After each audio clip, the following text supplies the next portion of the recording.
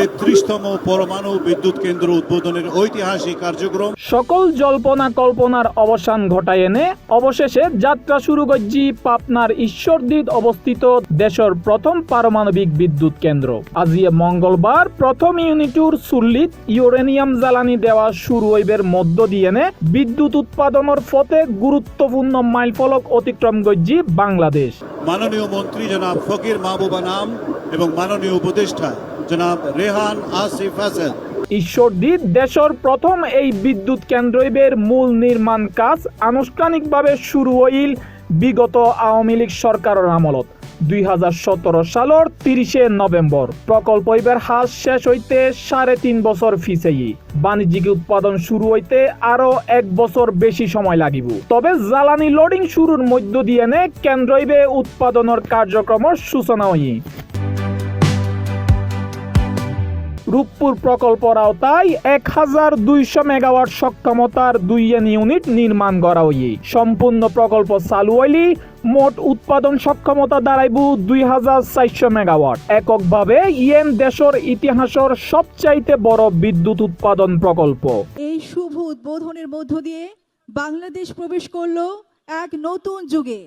বাংলাদেশের পারমাণবিক যাত্রার এই ঐতিহাসিক মুহূর্তের সাক্ষী হওয়ার জন্য আপনাদের সবাইকে জানাচ্ছি আন্তরিক ধন্যবাদ। রূপপুরের একখান মাত্র ইউনিট চালু হইলি বছরত $100 কোটি জ্বালানি আমদানি সাশ্রয় হইব। চুক্তি অনুসারে প্রথম 3 বছরের পারমাণবিক জ্বালানির দাম প্রায় 3000 কোটি টিয়া। বছরে জ্বালানি খরচ হইব 1000 কোটি টিয়া। একই পরিমাণ বিদ্যুৎ উৎপাদন করতে গেলে কয়লা লাগদু প্রায় 1 কোটি টন আর জ্বালানি তেল লাগদু 19 কোটি গ্যালন। সেই হিসেবে পারমাণবিক চুল্লির জ্বালানি সাশ্রয়র।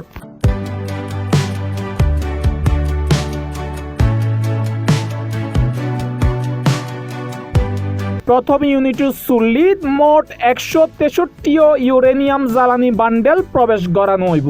জ্বালানি লোডিং প্রক্রিয়া সম্পন্ন করতে 21 হইতে 34 দিন সময় লাগিত পারে। পুরো প্রক্রিয়ায় আন্তর্জাতিক পরমাণু শক্তি সংস্থার নির্দেশনা অনুযায়ী কঠোর নিরাপত্তার মধ্য দিয়ে পরিচালিত। ধাপে ধাপে বিদ্যুৎ উৎপাদন ক্ষমতা 3%, 5%, 10% এভাবে গড়িয়ে 20% এবং সর্বশেষ 30% উন্নীত করা হইব। উৎপাদন ক্ষমতা যদি 30% পৌঁছায় তবে জাতীয় গ্রিডত বিদ্যুৎ সরবরাহ করা সম্ভব হইব। আগামী আগস্টের মধ্যে জাতীয় গ্রিডত পরীক্ষামূলকভাবে 300 মেগাওয়াট বিদ্যুৎ সরবরাহ শুরু হইতে পারে। পূর্ণাঙ্গ বাণিজ্যিক উৎপাদন শুরু করতে আরো 10 মাস সময় লাগিতে পারে। বিজ্ঞান ও প্রযুক্তি মন্ত্রী ফকির মাহবুব আনাম জানাই 2026 সালের ডিসেম্বরের মধ্যে বা 2027 সালের শুরুর দিকে প্রথম ইউনিট পূর্ণ সক্ষমতার উৎপাদন শুরু করিতে পারিব।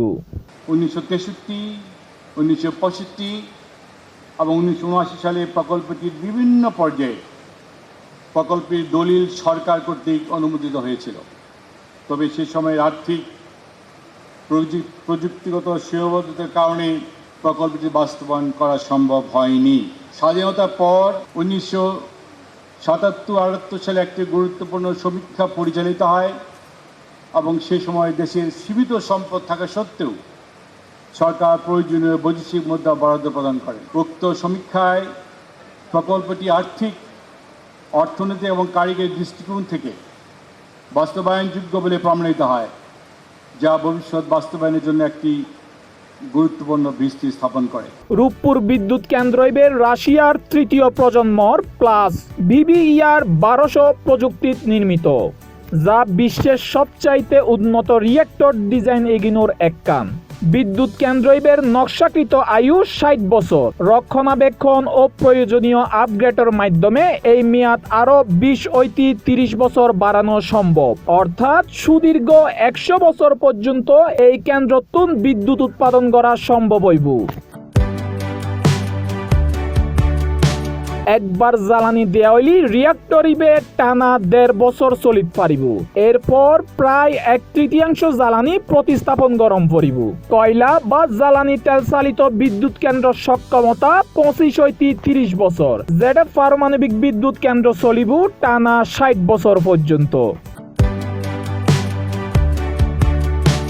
বিদ্যুৎ কেন্দ্র ইবে সক্রিয় ও প্যাসিভ উভয় ধরনের নিরাপত্তা ব্যবস্থা যুক্ত করা হয়। 5 স্তরের নিরাপত্তা বলয় এবং কোর ক্যাচার স্থাপন করা হয়, যা যেকোনো অনাকাঙ্ক্ষিত পরিস্থিতিত তেজস্ক্রিয় পদার্থ পরিবেশত ছড়াই ফরণ রোধ করিতে পারিব।